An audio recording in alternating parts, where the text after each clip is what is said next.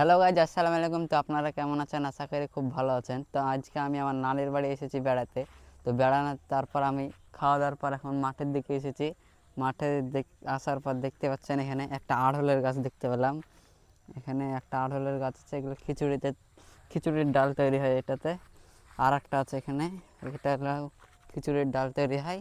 আর সামনে কালাইয়ের গাছ আছে, কালাইয়ের গাছ। এখানে কালাই কলাই হয়েছে।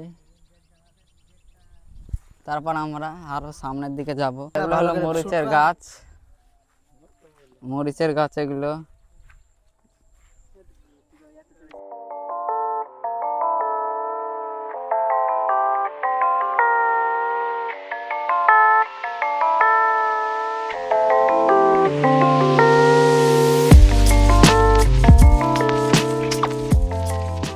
আর এখানে